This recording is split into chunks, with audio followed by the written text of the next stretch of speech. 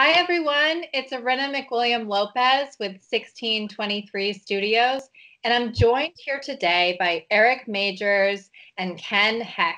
And we're super excited to hear about what you've both been up to in the area of STEM. So let's start out with you just telling us about the National STEM Honor Society. Eric, do you want to take a run at that, or what do you want to do? You should. All right. Well, STEM, for people who aren't aware, is science, technology, engineering, and math. So it's very sort of STEM-y, techy kind of an education area that we're very focused on. And the National STEM Honor Society, a lot of people think of it as, oh, National Honor Society must be about recognition. They think about high school and getting National Honor Society so you can get into college. And it does have that as an aspect. So the first aspect of it is recognition.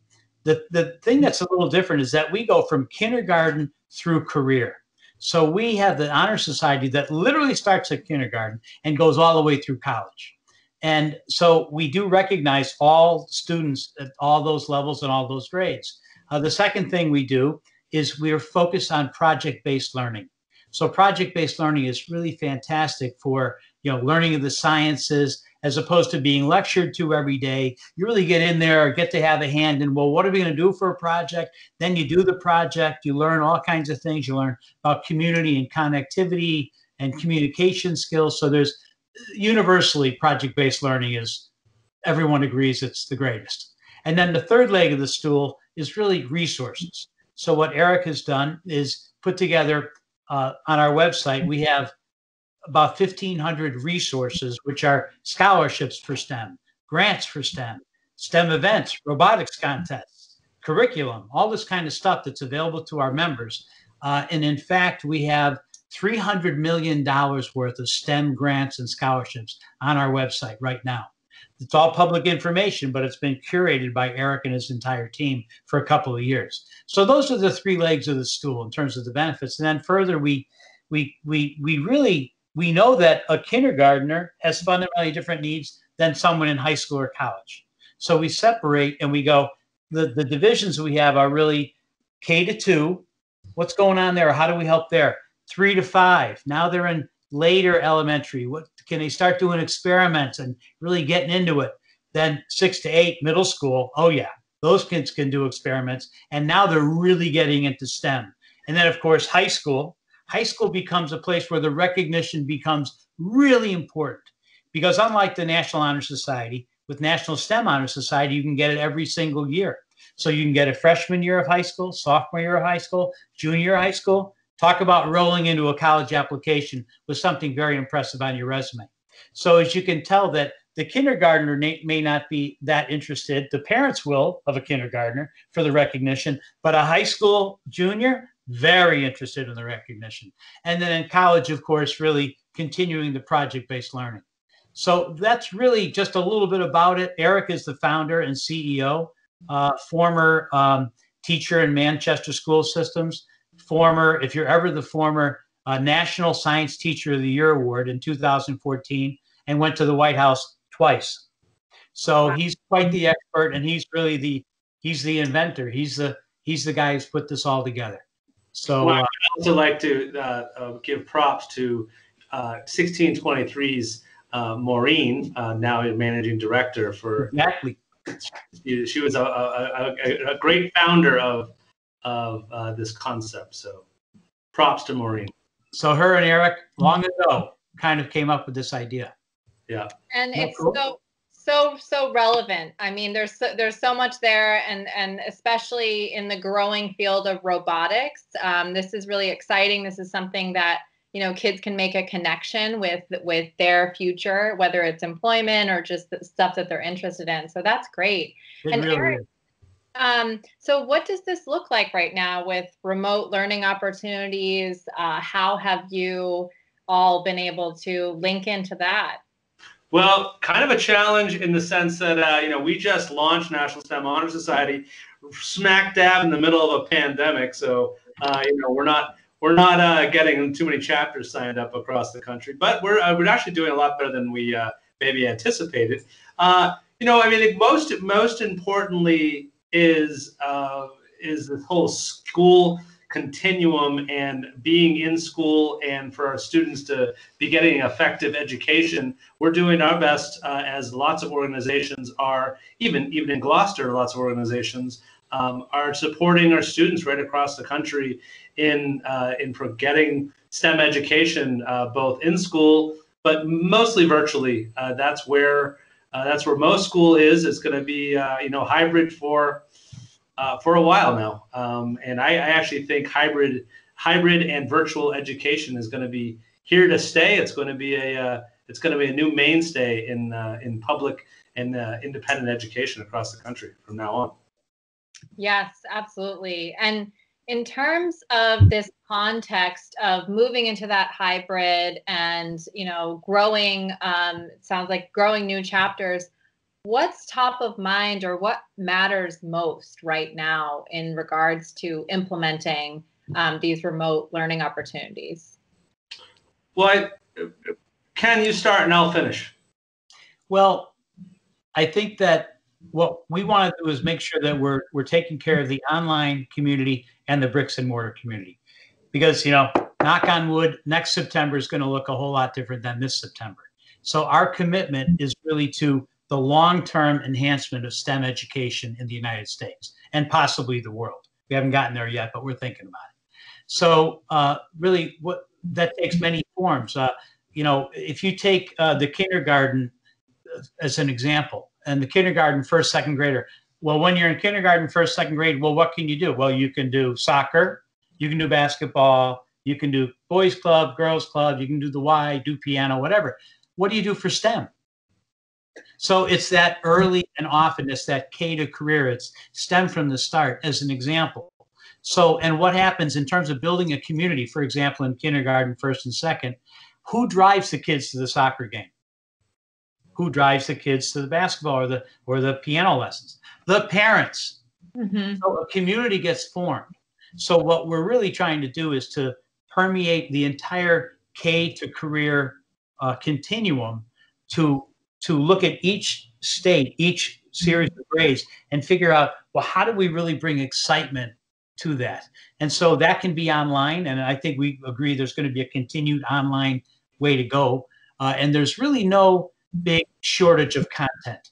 If you go to Pinterest or if you Google, oh my God, online STEM education curriculum, the problem with teachers today, they're kind of flooded with it. It's not like, oh my God, what are we ever going to find something that we can do online? The market has met that, and we're not in the content business. Like, we don't say, oh, here's a course. Like, you don't take our course. There's a gazillion things out there. And what the advisors and the students get to choose is what they get to pick from in terms of the curriculum and the projects that turn them on. So that's what this is all about, is having them design their own STEM education. And we're here to say, well, you need to hit a grade point average, and you need certain curriculum hours in the classroom. And almost most importantly, you need certain hours of project-based learning, which really turns everybody on. Yeah. And I'll add a little bit to that. Two of our commitments are community and connectivity. So we really want to ensure that we maintain and really help pave a pathway for schools across the country to stay connected to each other. Students to stay connected to each other, brick and mortar, virtual, and educators with their students and their members of National STEM Honor Society. Also, equity and access. National STEM Honor Society, we want to make it just as equitable for a low-income school to get access to everything as well as a private independent school. And so those are two of our aspects of our organization that are really important to us. Yeah, thank you for bringing that up, Eric. In terms of equity and access, have you seen challenges around that? And if you have, are there opportunities to overcome that, whether it's, just students simply being able to get access to the internet or get a device? Are you seeing, is that affecting your work at all? Well, I think it's still a head scratcher to me, where in one of the most wealthy nations in the world, we still have students across the country that don't have access to internet, which is just mind-boggling. But I think a lot of public institutions in this whole in COVID, in this whole landscape, have really pivoted and done an exceptional job. And kudos to educational institutions across the country for really getting their students online and being as virtual as possible. Yes, not everybody has it, and we know that, but I think they've done an exceptional job in a little bit of time that they've had. There are a lot of challenges with virtual learning. Ask any parent right now that's dealing with trying to juggle either being at home and having little ones and big ones. And we just spoke to someone today that had a second grader and a 10th grader and then two of his team. Four kids. What? It's incredible. So challenges. I think there are a tremendous amount of challenges.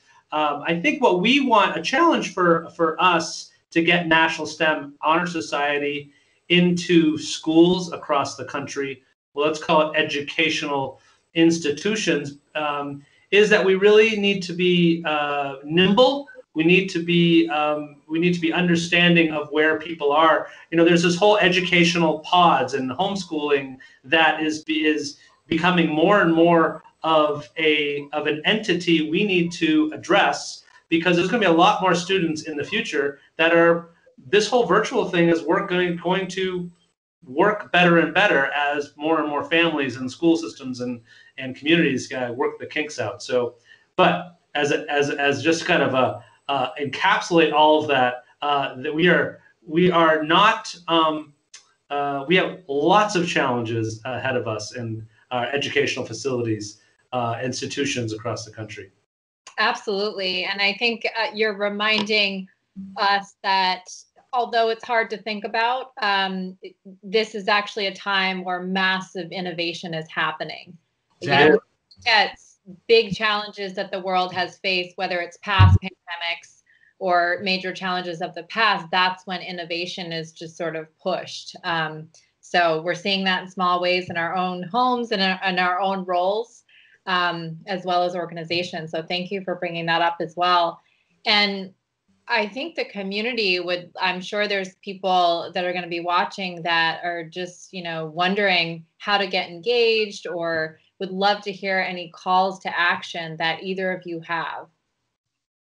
Well, I want to say one big call to action that our country and every member of our community in, Gloucester, Mass, and Cape Ann and beyond, is we can all continue to push STEM as a component of our educational system that we need to promote. At some point in the last many years, I don't know how many that is, the United States stopped being the leader in science, technology, engineering, math around the world.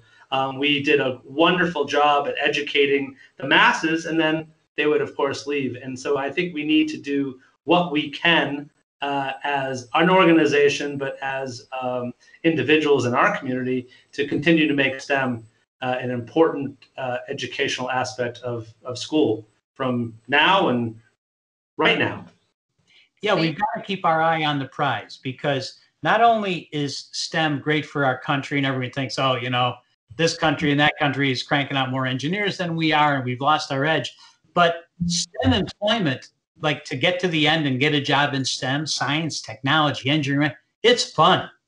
Okay, what are we doing today? Well, we're going to build this skyscraper. Well, we're going to figure out this cure. We're going to be a doctor. We're going to have an HVAC contracting company.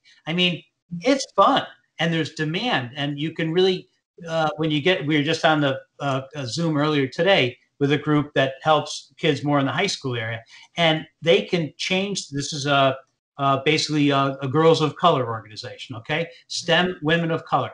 And they can change the trajectory of their entire lives by being involved in STEM, because the jobs are interesting, they're flexible, they're high paying, they're demanding, they're exciting. So there's a lot of meat on this bone in terms of not only is it fun to study and to be involved with it, but in the end game, there's some great opportunities for the rest of your life to be involved in STEM-oriented, businesses.